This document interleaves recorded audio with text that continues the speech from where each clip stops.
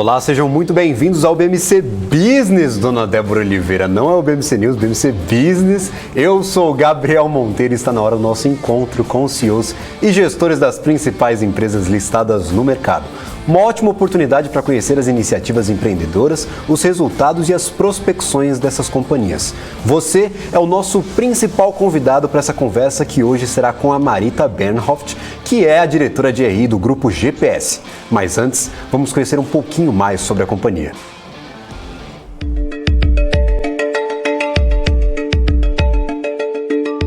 A história da companhia começou em 1962, com a criação da Predial Limpeza e Higienização em Salvador.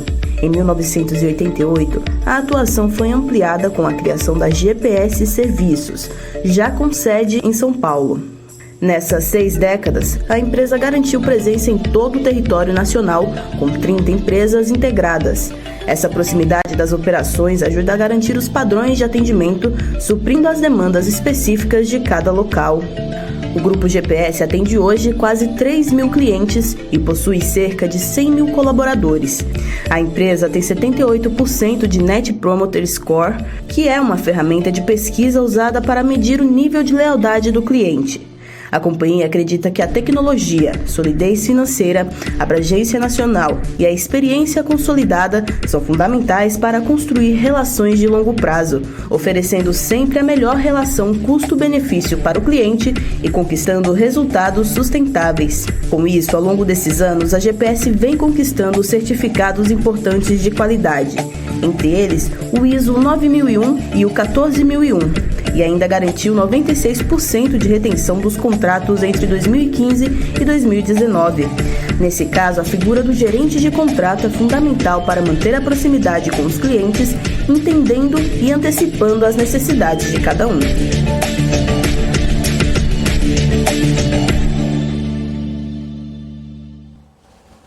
Vamos conversar agora então com a nossa convidada, Marita Bernhoft, diretora de RI da GPS. Olá, Marita, seja muito bem-vinda ao BMC Business. E eu espero estar falando o nome da senhora corretamente. A senhora me corrija aqui se eu estiver errado.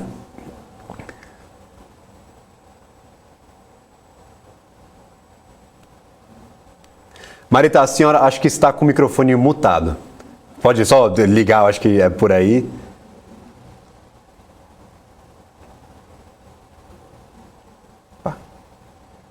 Tudo certo? A gente ainda não está recebendo o sinal aqui da Marita, o sinal de áudio, mas essa conversa que vai ser super interessante. Eu queria já convidar aqui para a nossa conversa o estrategista-chefe da Sara Invest, Marcos Saravalli, e o especialista em investimentos, Vinícius. Ô, meus queridos, tudo bem com vocês? Uma ótima noite. Agora que a gente vai receber o Grupo GPS aí, quais que vocês estão olhando aí para o mercado, uma empresa nova, nessa onda de IPOs aí que aconteceu ano passado, como que vocês estão enxergando o mercado aí para serviços, com toda essa onda aí de inflação? Tem um monte de coisa que a gente vai conversar bastante aí com a Marita, mas eu queria ver um pouquinho da visão de vocês aí para esse cenário. Muito boa noite, Gabriel, boa noite, Vinícius, boa noite a todos. Muito obrigado pelo convite, aí, pelo espaço, né? Sempre bom estar próximo das companhias. Então daqui a pouquinho a gente vai falar com um time da GPS que está se conectando, mas realmente, até inclusive hoje particularmente, saíram alguns dados, né, do setor de serviços, né? Então muito próximos da companhia, mostrando que a gente tem uma economia em recuperação, mas uma economia em recuperação de certa forma heterogênea.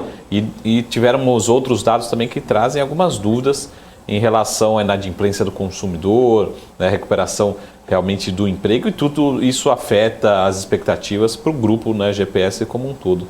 Mas a gente deve ter sim um ano bom para a companhia, lembrando que é uma companhia que tem realmente um crescimento muito sólido, tanto orgânico que a gente diz, né, que a gente vai discutir muito aqui, mas também um sucesso histórico de aquisições, né, grandes nomes, grandes marcas. Inclusive ali no vídeo de abertura, mais de 30 aquisições, ano passado anunciou mais 6, este ano já veio com 4, então assim, um bom histórico aí de várias aquisições, ainda mais com caixa do IPO, né, Marco? Eu acho que o legal dessas companhias, principalmente de serviços, que elas fazem parte do nosso dia a dia, né? Então, vocês estando em São Paulo, em outras cidades, como a gente falou aqui, na própria origem da companhia, né? É uma companhia que nasceu ali no Nordeste, mas também já tem muita atuação aqui no Sudeste, invariavelmente você acaba encontrando, seja no seu trabalho, no condomínio onde você mora, né, no escritório onde você trabalha, enfim, é muito comum. Né? Às vezes a gente acaba não tendo essa referência, mas é uma companhia que está muito presente no nosso dia a dia.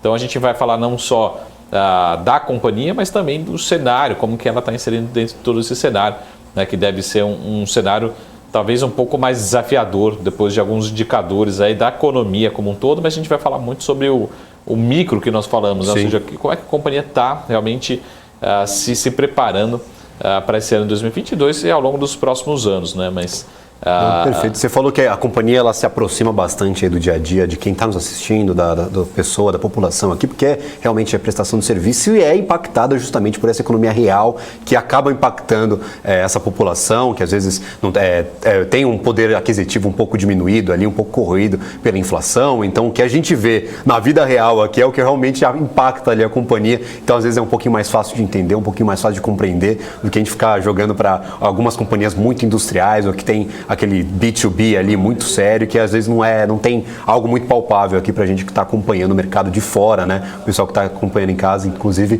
convido aí a sempre acompanhar aqui a BMC News, que a gente tenta trazer ao máximo possível essas informações de forma mais tranquila, de forma um pouco mais didática, né? Pra gente realmente entender o que está acontecendo com o mercado e tomar nossas decisões de investimento. E agora sim, eu acho que nós temos o sinal da Marita. Marita, seja bem-vinda de volta ao BMC Business. Como você está? Tudo ótimo, obrigada. Boa noite a todos. Vocês estão me ouvindo bem? Boa noite. Maravilhosamente bem. Ok. Então, respondendo a sua... Ótimo. Então, respondendo a sua pergunta, você pronunciou meu sobrenome muito bem, viu? Eu recebi ajuda, eu vou denunciar aqui, a assessoria me ajudou muito com essa pronúncia, eu fiquei treinando ele atrás das câmeras para não fazer feio aqui, porque assim, eu não vou arriscar de novo, então se a primeira já foi boa, a gente continua do jeito que está. É isso aí. Marita, eu queria começar essa conversa justamente com essa questão. A companhia completa neste mês 1 ano da sua abertura de capital. Como que foi esse processo do IPO? Quais as principais mudanças nesse 1 ano de mercado acionário aí do Grupo GPS? Bom, acho que a gente tem que retroceder um pouquinho mais, porque o IPO aqui na GPS, ele teve uma característica que eu acho que é muito saudável, que ele foi feito com muito planejamento. Então, na verdade, eu entrei na companhia em 2019 e a companhia já vinha fazendo um grande trabalho de conhecer mercado, de se aproximar dos investidores, de trabalhar melhor essa mentalidade, ter um conselho robusto, ter uma boa governança. Então, o IPO em si, aquele momento, né, épico que você está lá apertando a campainha, na verdade, ele trouxe só a realização de um trabalho árduo que já tinha sido feito há bastante tempo. E o que muda é que você precisa aprender a conversar com seus novos sócios.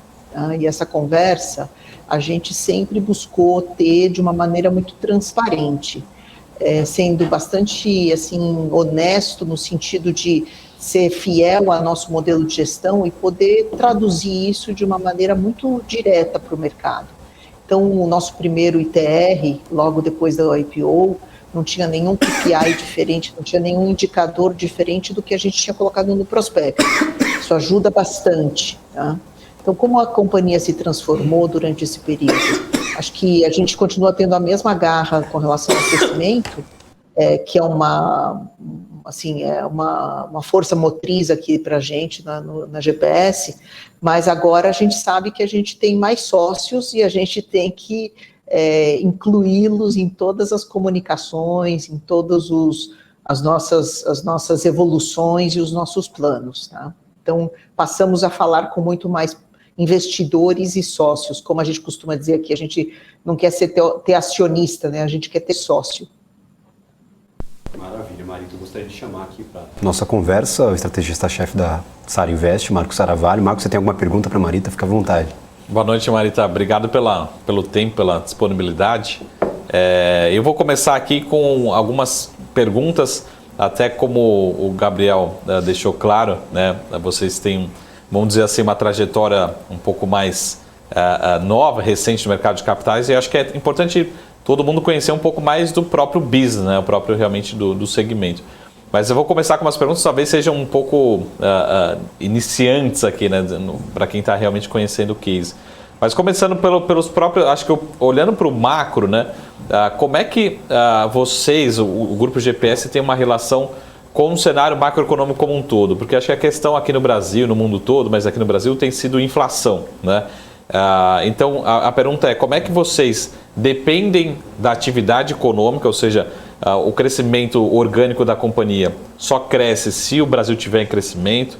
Como é que vocês repassam essa inflação para o contrato de vocês, né? Ou seja, como é que vocês estão inseridos dentro do cenário econômico atual? Existe essa preocupação, por exemplo, de perder talvez um cliente, como houve na pandemia? Enfim, se você puder fazer um resumo do que é a atividade da GPS como um todo e a relação que tem com a economia, principalmente brasileira, né? Ou seja, realmente tem uma preocupação com inflação, né? Os contratos ficam mais difíceis ou tem uma cláusula automática de repasse, enfim, como é que funciona realmente o serviço de vocês dentro do contexto macroeconômico brasileiro?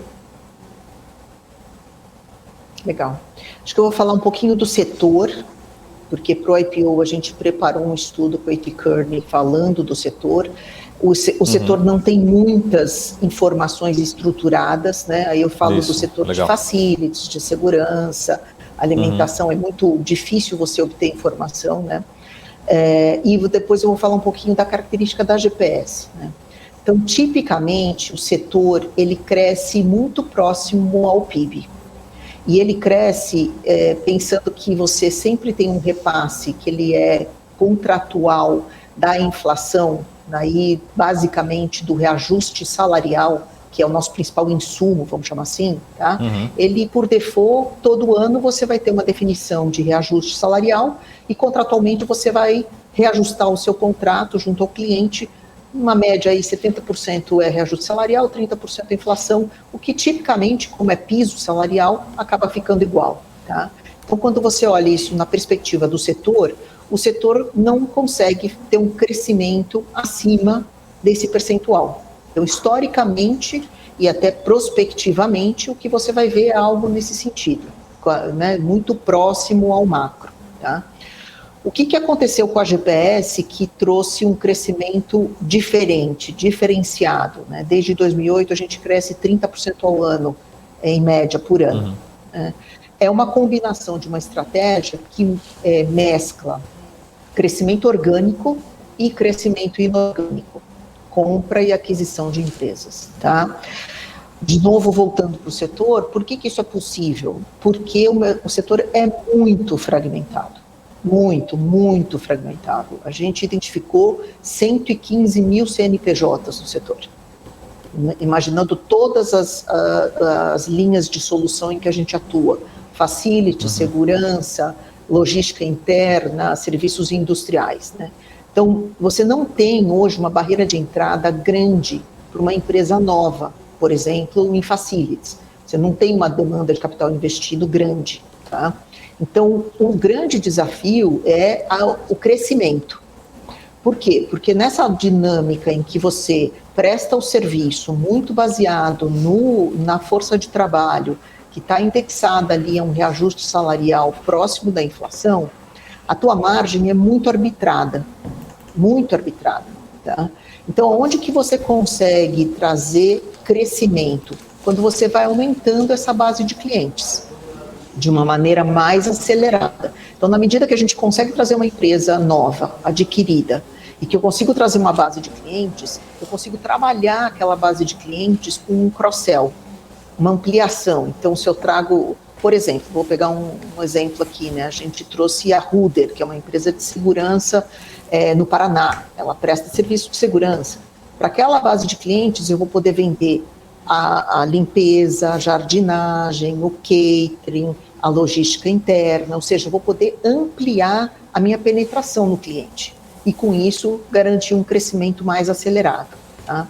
Então, quando a gente olha para a dinâmica do mercado e da própria GPS, você está sendo sempre, vamos dizer, impactado pela inflação dos 12 meses anteriores, né? Porque é isso que você vai negociar com o cliente a cada reajuste.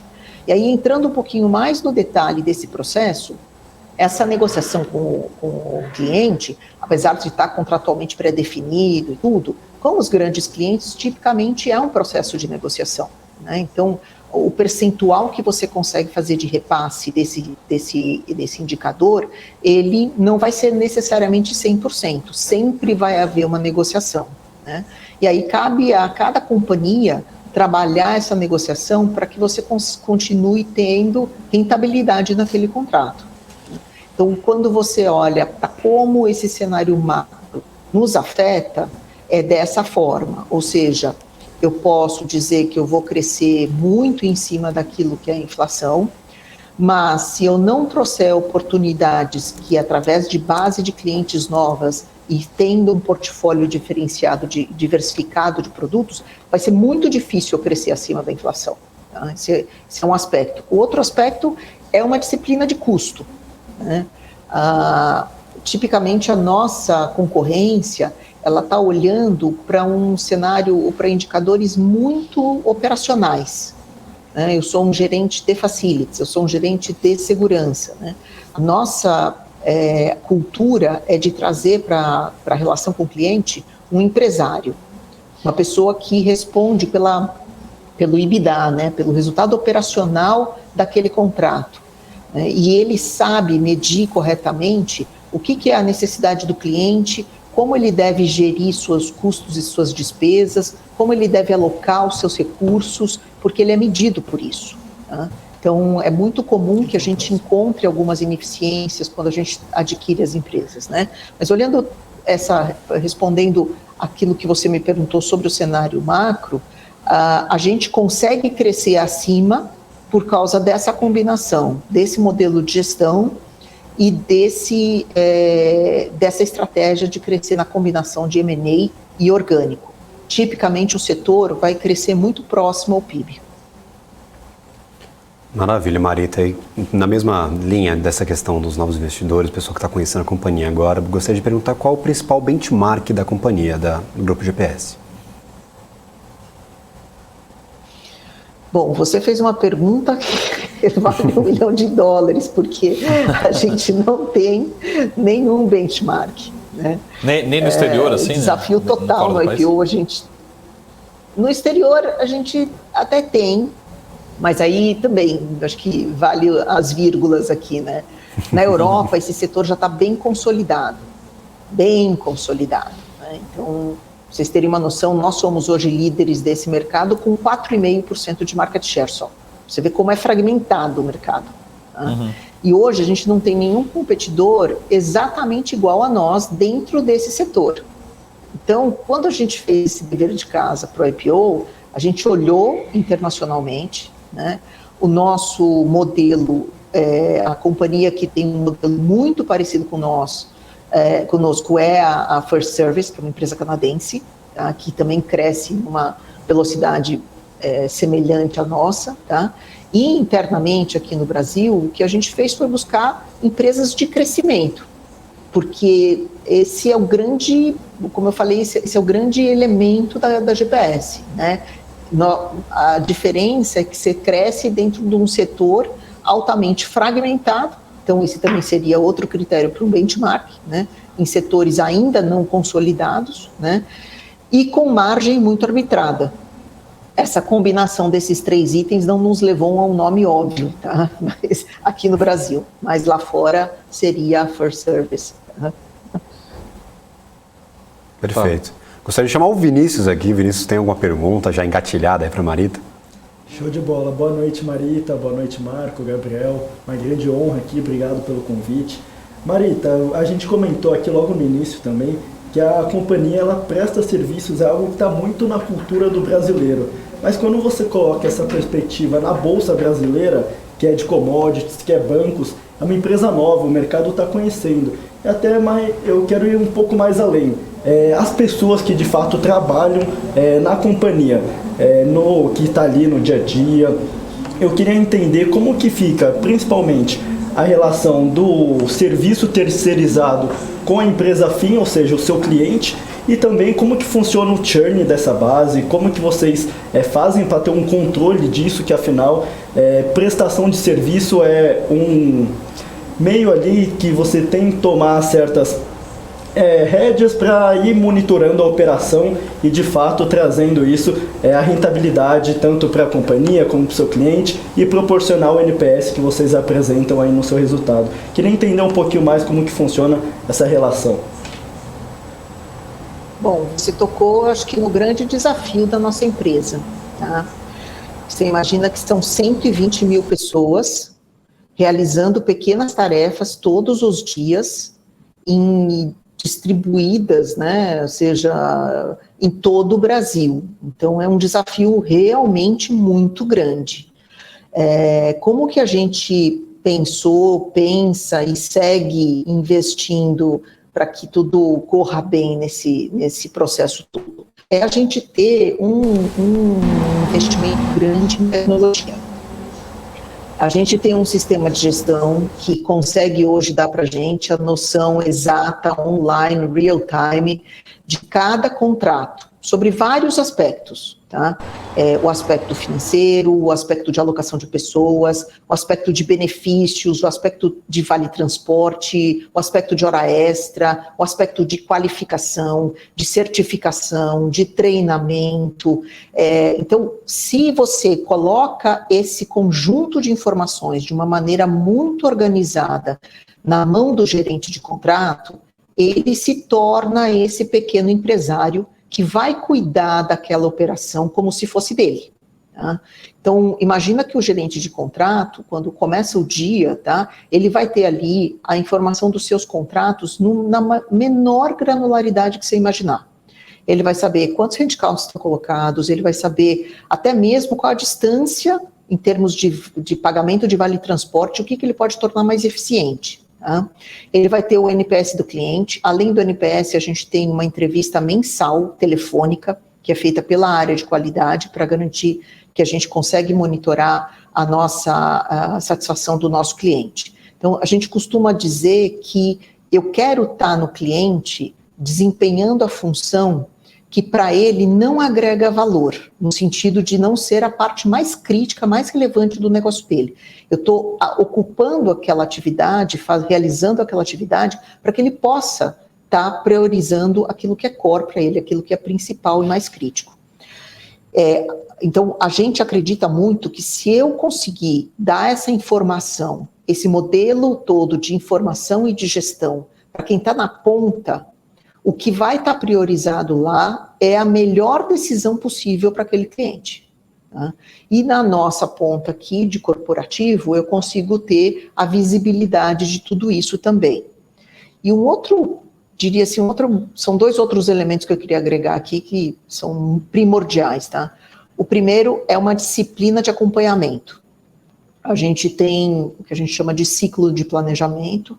Todo gerente de contrato, mensalmente, vai para aquilo que seria, né, o seu conselho, vamos chamar assim, apresentar o resultado da sua empresa todo mês, e uma vez por trimestre ele se encontra, todos os gerentes de contrato, são 360 hoje, uma vez por trimestre ele se encontra com o presidente e com o CEO, né, com o diretor e o vice-presidente de operações, para apresentar seus resultados. Né? Então ele vai, com isso, a gente consegue acompanhar o que está acontecendo com uma velocidade muito grande, né, na ponta e no cliente. Tá?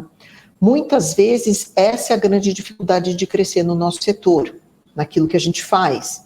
Porque você imagina uma empresa pequena que começa com 5, 10 contratos numa região específica, onde o dono muitas vezes consegue ir até o cliente, verificar o que está acontecendo, acompanhar, né, ter contato com o cliente frequentemente, e aí aquele mesmo cliente fala assim, olha, você está aqui na minha região aqui em São Paulo, você consegue me atender no Rio de Janeiro? Aí, puxa, eu vou te atender no Rio de Janeiro. Acontece que para te atender no Rio de Janeiro, eu preciso ter um acompanhamento. Né? Na nossa visão, esse acompanhamento tem que se dar sempre lá na ponta, naquele gerente de contrato, e para ele eu preciso dar a melhor informação, a mais atualizada e a mais completa possível para ele tomar a decisão. O nosso gerente de contrato também é avaliado por retenção de contrato, né? E o nosso churn dos últimos 3 anos está em 1,5%, 1,5% da nossa receita. Então ele é bastante baixo, tá? Porque para nós é muito valioso reter o cliente e reter o contrato.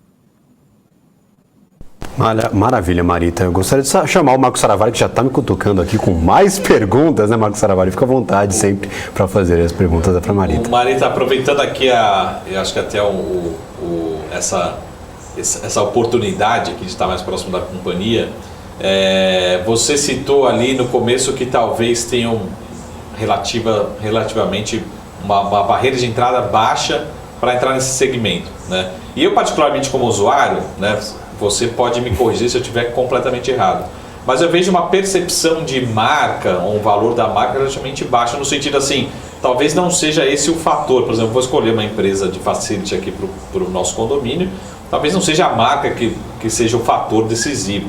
E aí eu queria entender se isso é correto ou não. E segundo, quando você vai fazer uma aquisição, se você tem algum peso também a marca, ou vocês acabam praticamente comprando um contrato, por exemplo, realmente já alguém que está comprando aquela relação naquela cidade ou naquela operação especificamente, se é essa análise que eu devo fazer ou não, né, em relação à marca, em relação às aquisições, olhando para a geração de valor, né?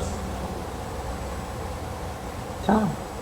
Bom, a gente tem uma gama muito diversificada de clientes, né? Então, quando você olha para os condomínios residenciais, para os condomínios corporativos, que é o que esse serviço está mais próximo no dia a dia da gente, né?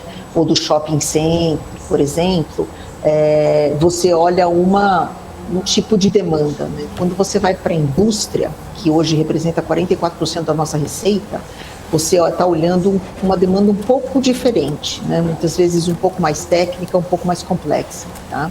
Mas, de maneira geral, a marca, de fato, não é o critério de definição. Ela é um critério, basicamente, vamos dizer assim, de escolha do shortlist, tá? Mas preço ainda é muito relevante. Preço é um critério de escolha muito relevante dentro daquilo que a gente chama, né, dos bidding process, né, das concorrências, né? Tipicamente você vai participar de uma concorrência onde você pode ter vamos dizer, uma quantidade variada de competidores, às vezes marcas que você nunca ouviu falar, tá? E os grandes clientes tendem a fazer uma escolha seletiva por competência técnica, por solidez financeira, que é um elemento muito relevante também na hora da escolha, né, porque eu acho que nem todo mundo sabe, mas o cliente nesse setor, nesse tipo de serviço, caso a companhia prestadora de serviço quebre, ela é solidária daquele passivo trabalhista. Então é muito relevante, e isso tem sido cada vez mais relevante na escolha, não exatamente da marca, mas da companhia que tem uma robustez financeira para poder fazer frente e não gerar esse tipo de efeito de contingência, tá? Então, a marca, de fato, ela hoje, olhando numa perspectiva assim, bem, vamos imaginar que eu estou falando de um artigo de luxo, onde eu estou comprando a marca em si, no nosso caso, não. No nosso caso, vai ser mais vamos dizer assim, um critério só para poder compor ali o shortlist, mas o que vai pesar no final da concorrência muito fortemente é preço. Tá ótimo. Obrigado. Não, show de bola. Marita, eu queria abordar dois principais pontos quando a gente coloca o crescimento da companhia. A gente vê o mercado subpenetrado ainda, apesar de vocês serem líderes, os top 5 ali tem mais ou menos 10% do mercado, principalmente quando a gente fala facility, segurança, é um mercado que ainda tem um oceano azul aí para ser explorado.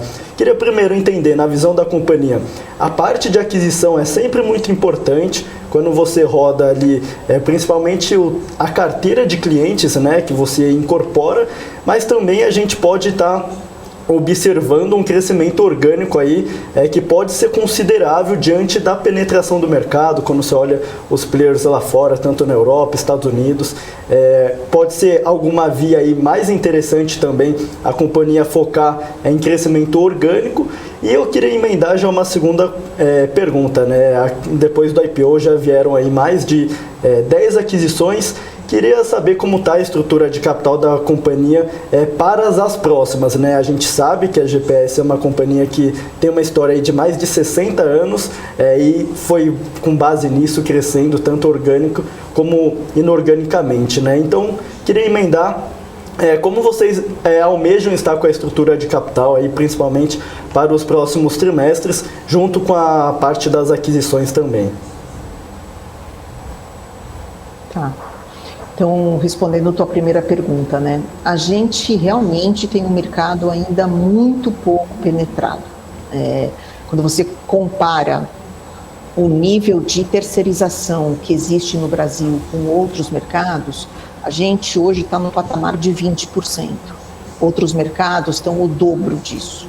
Ou seja, a priori, e isso a gente não colocou em nenhuma projeção nossa, mas a priori você tem ainda uma... Assim, se esse ponteiro se move na proporção de 3%, 4%, o mercado endereçado de 150 bilhões de reais, ele se multiplica demais, tá? Aí a pergunta óbvia é por que eu não terceirizo, certo? Por que eu tenho tantas empresas que ainda têm funcionários próprios fazendo limpeza, fazendo segurança é um pouco menos, né? Mas alimentação, copa, recepção, todos esses itens, esses serviços, né?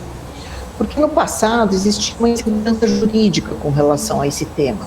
Antes de 2017, antes da lei da terceirização, existia um grande passivo potencial trabalhista, que era o passivo de isonomia, ou seja, você tinha um funcionário terceirizado realizando um trabalho, aquele funcionário terceirizado saía daquela companhia, acionava o cliente dizendo, não, na verdade o que eu fazia era algo igual ao que um funcionário do meu cliente estava fazendo.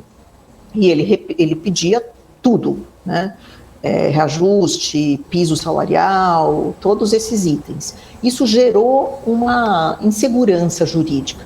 Com a lei da terceirização, esse item acabou, tá? Porque, não sei se vocês vão se recordar, mas existia ali uma noção de que uma empresa só poderia terceirizar aquilo que não era core, aquilo que não era o processo-chave para ela. Com a lei da terceirização, esse entendimento ficou totalmente pacificado. Hoje, qualquer empresa pode terceirizar qualquer processo, não existe mais essa insegurança. Mas existe uma memória desse ambiente, né, que tinha ali um risco regulatório. Então, a gente acredita que, ao longo do tempo, as empresas vão começar a perceber que é muito mais vantajoso fazer a terceirização do que manter funcionários próprios, né? Imagina que você está falando de... Hoje eu posso falar isso, porque hoje já praticamente toda a segurança de banco é terceirizada, mas imagina no passado, se você falasse em ter segurança, vigilantes armados, em que o próprio banco teria que fazer a gestão desse grupo de funcionários, né? Tudo que envolve você fazer a gestão disso, né? Ficou algo óbvio que faz muito mais sentido eu terceirizar. Então a gente acredita que haverá um crescimento orgânico estrutural, no sentido de ampliar a penetração da terceirização no país, né, no Brasil, tá? E acredita que isso vai gerar aí uma ampliação do nosso mercado endereçável bastante importante, tá? Com relação ao M&A, né, assim, nossa visão do M&A é que ele é uma parte fundamental do nosso crescimento. Então, as aquisições foram 10 até agora, tá? A gente tem um grupo interno, né, uma diretoria interna de fusões, né, e aquisições, em que a gente vive constantemente criando um fluxo de novas companhias para serem avaliadas aqui. E um fluxo bastante robusto, né? Para eu poder converter do IPO até agora, né, 11 companhias, vocês imaginam quantas companhias a gente foi lá, analisou e conseguiu fazer a conversão. Tá? Porque a gente pensa que essa estratégia de combinação, ela é um acelerador muito importante no nosso crescimento, né? No nosso negócio é muito importante ter escala. Se eu sou pequeno numa região, eu vou ter ali um custo fixo que sempre vai ser necessário. Então, só dando um exemplo operacionalmente para vocês poderem entender melhor, né? Eu vou ter que ter um RH, eu vou ter que ter um jurídico, vou ter que ter operacionalmente um contingente de pessoas, né, que a gente costuma chamar de reserva técnica, para o caso de ausência, de licença médica, de férias. Quanto mais contratos eu tiver, mais eu diluo esse custo. Então, escala regional e nacional é algo relevante para você poder obter margem no nosso negócio, né? E o M&A contribui muito para que isso seja rápido, para que a gente consiga capturar essas sinergias e essa escala seja obtida rapidamente, né? Então, a gente continua para os próximos anos acreditando que o M&A continua fazendo parte, o programa de aquisições continua fazendo parte da nossa estratégia por um bom tempo. E dentro desse mercado tão pulverizado, a gente acredita que tem muitas oportunidades ainda. Maravilhoso, Marita. E você deixou claro em outras respostas, em respostas anteriores, essa intenção de aumentar o crescimento orgânico da companhia, inclusive incluindo aí essas M&As, explorando os contratos que vocês já têm em mãos, os clientes que já estão com vocês. Gostaria de saber como que essas companhias adquiridas aí após o IPO, elas podem ajudar nesse objetivo de cada vez explorar mais esses contratos, oferecer mais serviços, aumentar o catálogo de serviços que vocês oferecem. Qual a importância dessas aquisições, na sua opinião e na opinião aí do Grupo GPS? Tá. Acho que o exemplo mais óbvio que eu posso te dar é quando a gente adquiriu a LC Restaurante. A gente não tinha catering, a gente não tinha serviços de alimentação, e a gente adquiriu a LC e trouxe a LC, integrou no nosso sistema. Foi um desafio, porque um negócio de alimentação, ele é intensivo em mão de obra, mas ele também é intensivo em insumos, tá?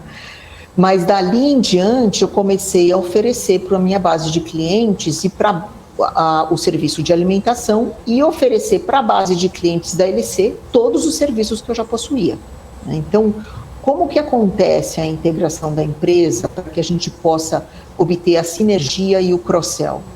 A gente tem um processo de integração aqui muito rápido, né?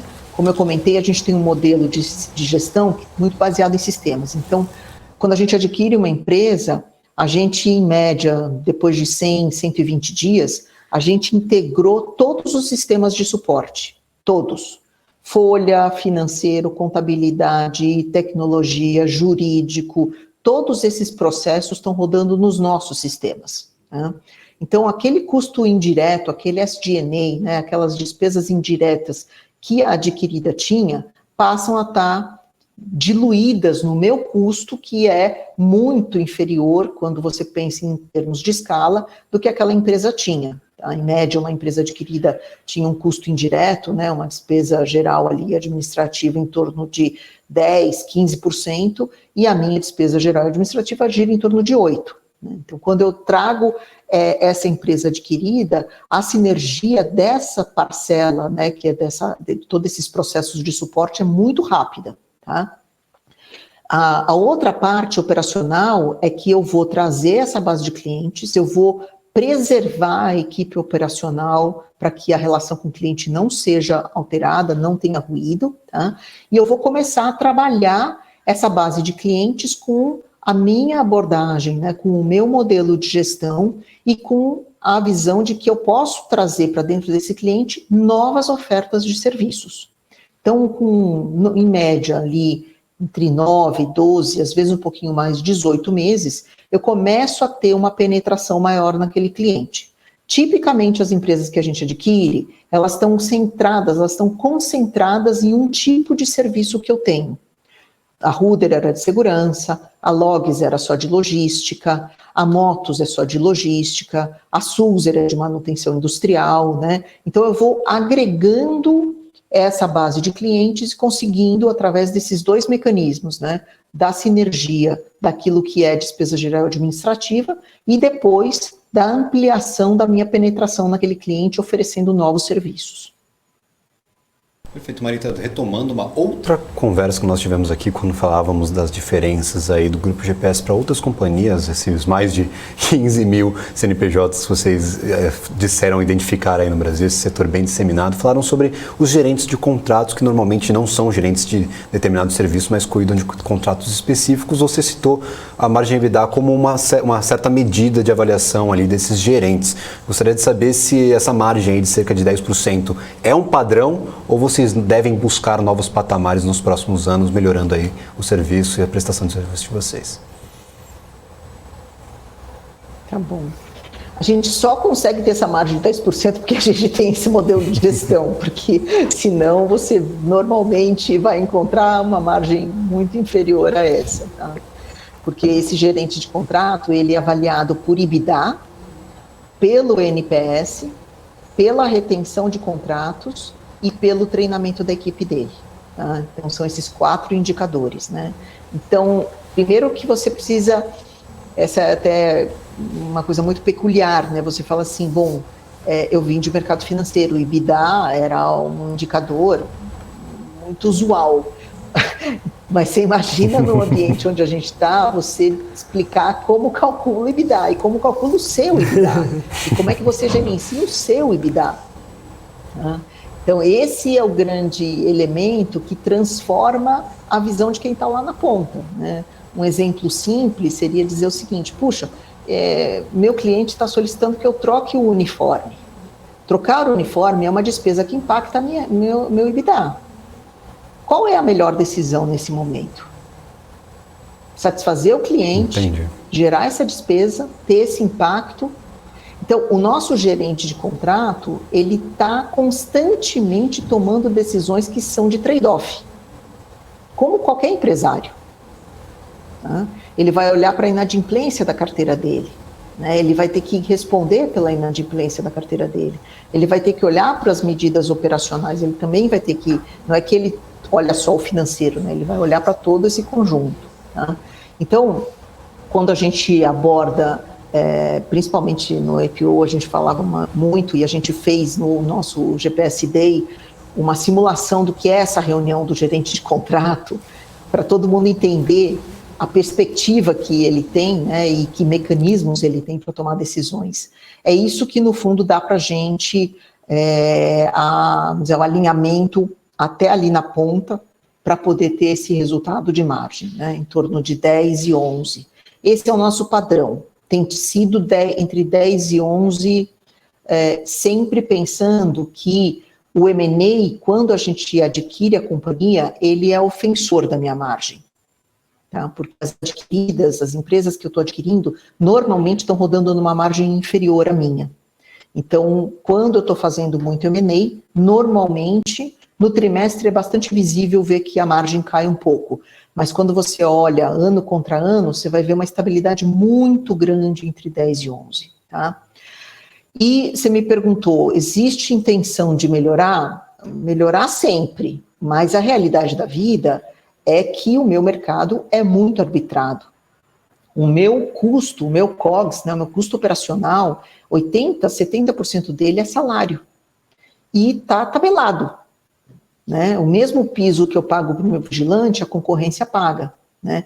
Então, eu tenho que ser eficiente na gestão desse recurso, eu tenho que ser eficiente na gestão do meu SG&A, eu tenho que ser eficiente em ganhar escala para que eu tenha alguma competitividade a mais de margem. Né? A gente estima que essa faixa de 10 e 11, entre 10 e 11, né, que ela é histórica, ela permanece. Né? Enquanto a gente continuar fazendo aquisição de empresas, ela tende a ser algo sustentável por um longo tempo. Né? Vocês não vão ver dentro do nosso setor degraus.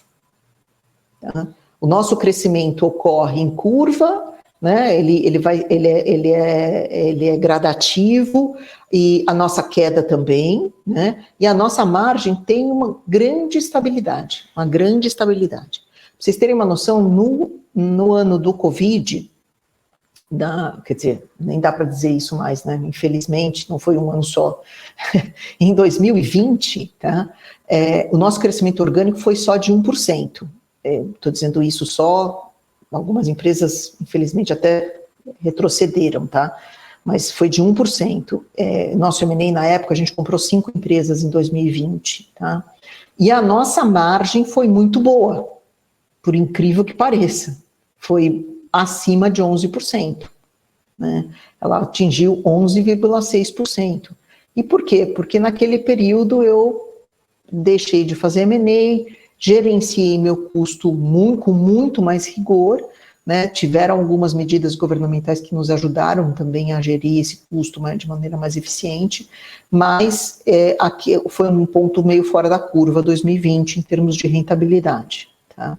A gente está sempre buscando melhorar a margem, mas a gente sabe que ela tem uma certa inelasticidade, tá? Porque, como eu falei, a minha base de custo ela é relativamente tabelada. Uhum. Só mais uma pergunta aqui, na verdade são duas, mas começando, quando você falou da inadimplência ali, e até pelo desempenho de vocês no meio da pandemia, como é que foi o desempenho, né? Até a pergunta assim, será que tiveram clientes que acabaram fechando, enfim, como é que foi realmente esse comportamento? E acho que na verdade eu deveria fazer uma pergunta anterior a essa, que na verdade é para entender qual que, como você falou, é a elasticidade, ou seja, o quão necessário, porque vocês prestam vários serviços, né? A gente pode pegar GPS como um todo, mas vários serviços, sabe? Pô, segurança, talvez o cliente seja a última coisa a cancelar, né?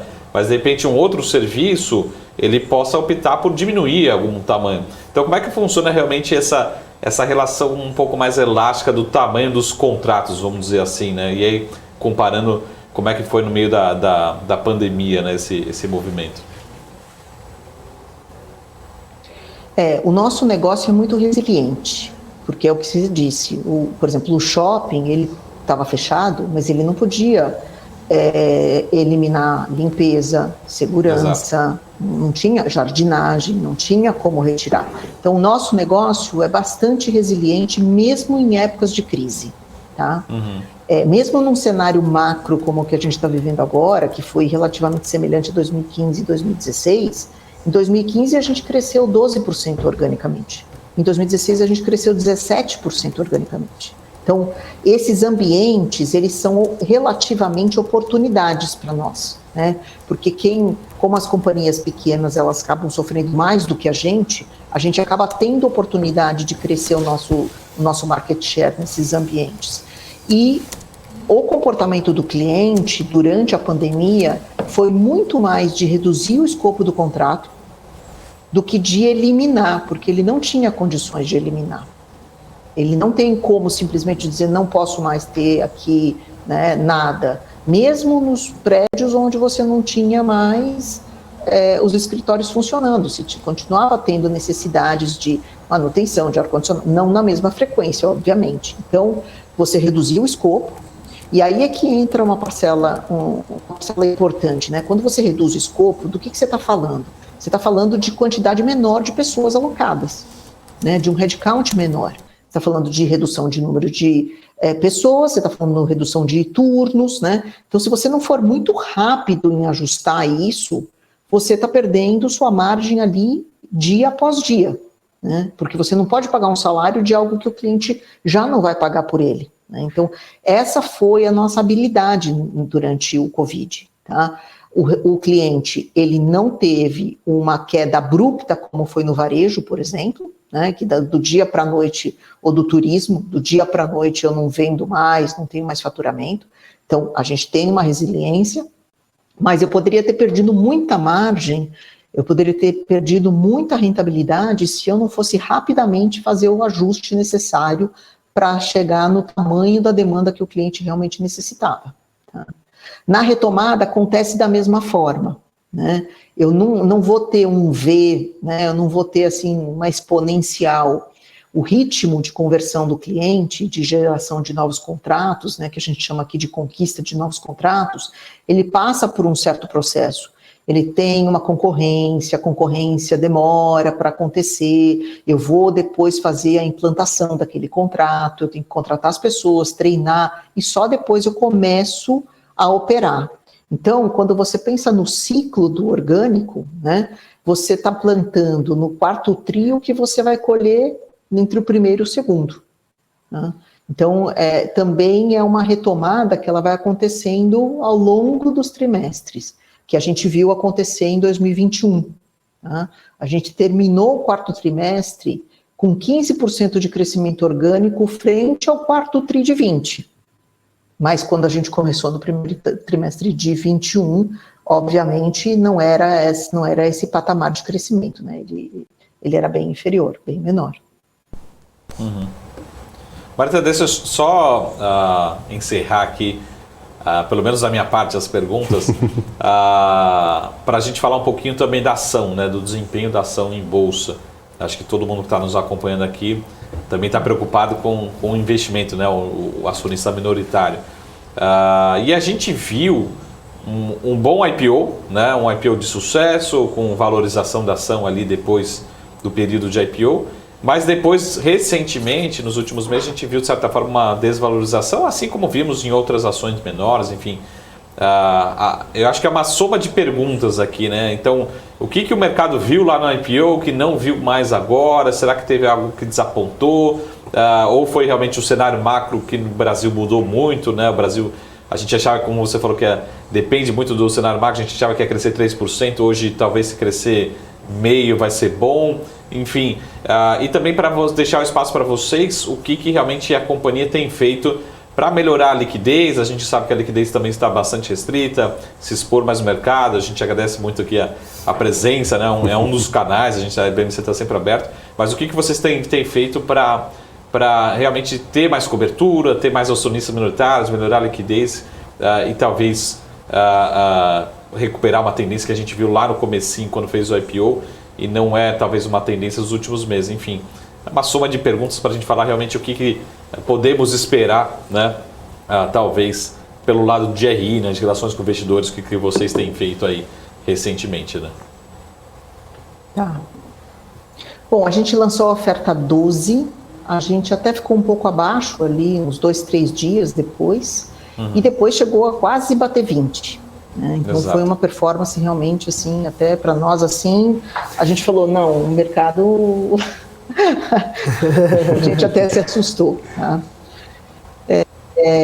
Não era bem o movimento que a gente esperava, né? Mas nesse caso eu acho que teve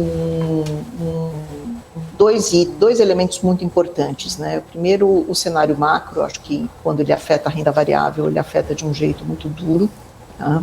Muito duro, eu acho que a gente sofreu. Diria para você que comparativamente com outros IPOs, eu acho que a gente está muito bem, porque a gente ainda está entregando uma valorização frente ao que foi, de uma maneira muito consistente, né? Somos poucos os que fizeram um IPO e tiveram ainda um preço acima, né, e com valorização na casa dos 30%, né? E eu acho que para destravar valor, né, nesse sentido de você dizer assim, puxa vida, o que está segurando o preço da ação? O que eu mais ouço é liquidez. O que eu mais ouço é liquidez. Tá? Então, assim, o meu dever de casa aqui, de estar conversando com os investidores, é constante. A gente tem, assim, investidores estrangeiros que têm interesse, que dizem, Marita, não tem condição de entrar. O cheque não cabe. Né? E qualquer um que entra, às vezes, se ele vai fazer um movimento em tela, ele sobe demais. Aí ele já perdeu a janela. Né? Então, o nosso dever de casa aqui tem sido muito nessa questão da liquidez, né? De trazer para dentro da nossa base, né, um pouco mais de oportunidade. Teve agora a operação de block trade, né, que foi do Gávea e do WP, isso contribui para nós, com certeza, eles venderam uma pequena participação, mas já contribui, eu acho que vai contribuir significativamente, né? E eu penso sempre que, assim, a gente tem que entregar valor, tá? Todo trimestre a gente tem que ir lá e entregar valor para o acionista, para o investidor, e na hora que tiver um humor um pouquinho melhor aí, o preço destrava, e uma liquidez um pouco melhor também, né? Em alguma medida, o fato da gente não ter liquidez, em alguns assets que sofreram resgate, eu estava lá no topo da lista mesmo, o analista acreditando muito na GPS, tá? E a gente sabe que a liquidez é um elemento relevante, né? Então, a gente está gerando esse movimento aos poucos, não quer criar uma grande transformação. WP e Gávea representavam aí 20% da nossa estrutura acionária, agora venderam uma parte, pequena, mas venderam, e isso a gente espera que com isso a gente consiga atrair mais e mais pessoas, né? com um foco aí de geração de valor no médio e longo prazo.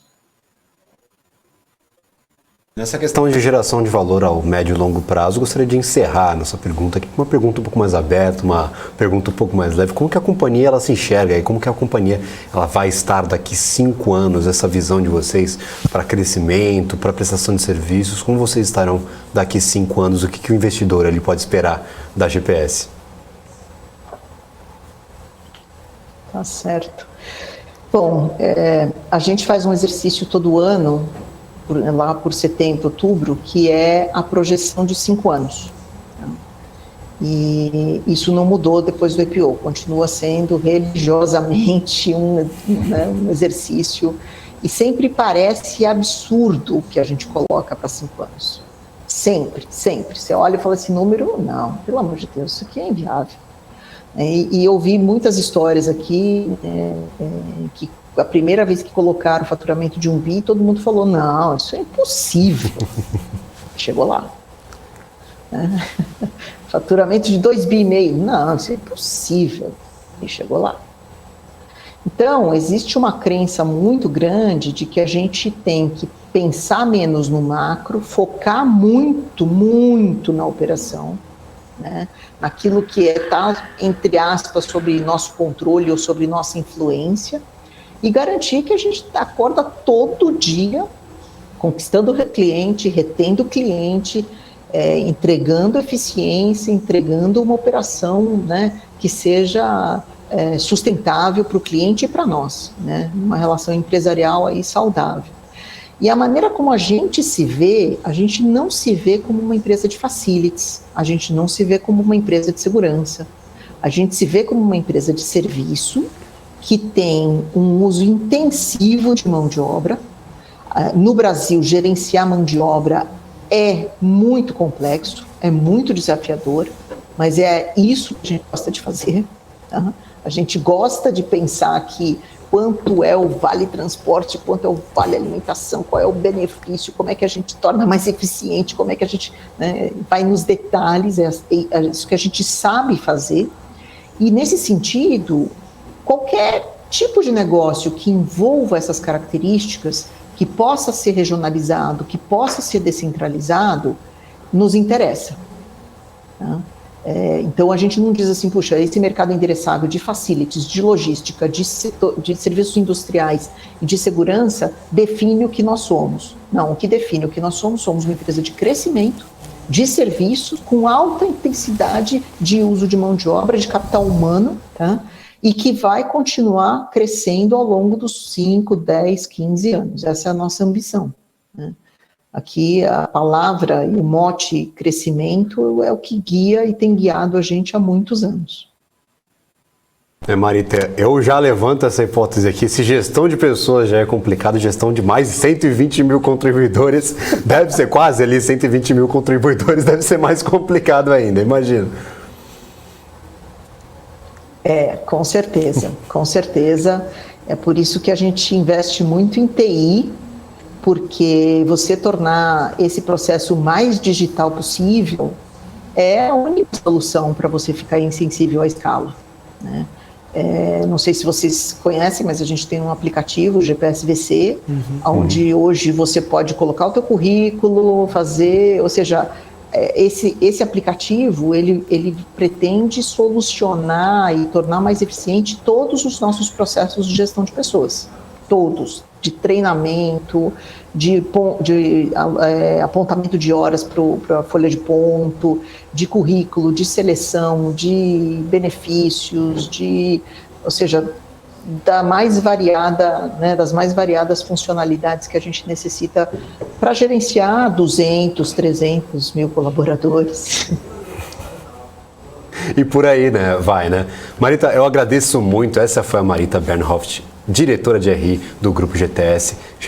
Eu agradeço imensamente a atenção de vocês, a participação aqui no BMC Business e já deixo aqui o convite para próximas apresentações de resultado, para próximas participações aqui. Sempre um prazer recebê-los por aqui. Eu quero que vocês se sintam convidados aí, já se sintam em casa aqui na BMC para conversar com todos os investidores que estão nos acompanhando. Ótimo, gente. Muito obrigada pela oportunidade. Agradeço muito. Muito obrigado. Agradeço também, Vinícius, Marco, muito obrigado pela presença de vocês, ilustre presença aqui, próximo aqui do horário das 7 horas da noite. É um prazer tê-los por aqui, sempre com perguntas importantíssimas, pertinentíssimas e sempre contribuindo aí muito com quem está nos assistindo. Valeu. Obrigado. Até a próxima. Bom, e eu vou ficando por aqui, mas lembrando que você também pode acompanhar as notícias do mercado nas redes sociais da BMC News, pelo nosso Instagram, @bmc.news, e também pelo nosso portal de notícias, com atualização minuto a minuto de tudo que está acontecendo no mercado nacional e internacional, porque aqui na BMC você tem informação que gera valor. Até a próxima e tchau, tchau.